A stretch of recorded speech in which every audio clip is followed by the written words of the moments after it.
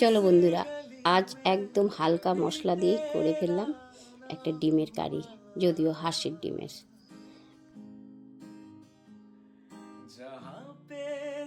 এই যে প্লেটে সাজানো দেখছেন, পেঁয়াজ, রসুন, টমেটো, লঙ্কা, আদা এগুলাই আমি মিক্সচারে বেটে করে ফেললাম ডিমের কারিটা।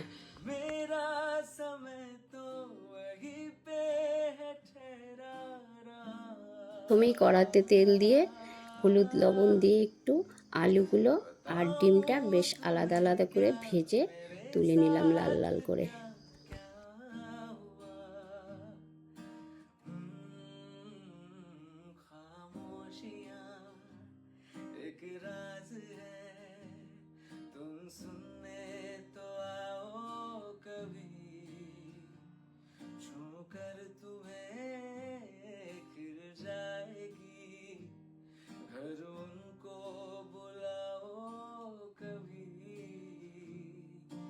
কড়াতে আর একটু বেশি করে তেল দিয়ে শুকনা লঙ্কা আর সাদা জিরা ফোড়নে দিয়ে তারপর মশলাটা ছেড়ে দিলাম।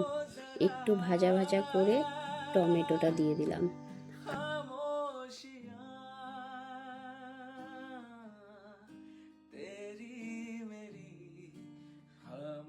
কিছু মশলা দিয়ে দিলাম, হলুদ, জিরা, লঙ্কার গুঁড়ো, চিনি, লবণ সব দিয়ে আবার সামান্য একটু জল দিয়ে ভাজা ভাজা করলাম।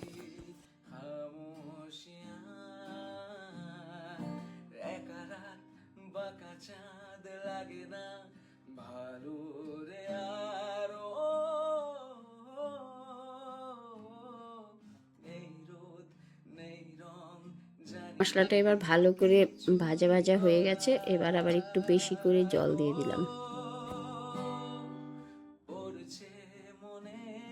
এবার ঝোলটা ভালো করে ফুটে উঠলে ডিম আর আলুগুলো দিয়ে আবার একটু ভালো করে কষা কষা করে ধনে পাতা ছিটিয়ে পরিবেশনের জন্য নামিয়ে নিলাম।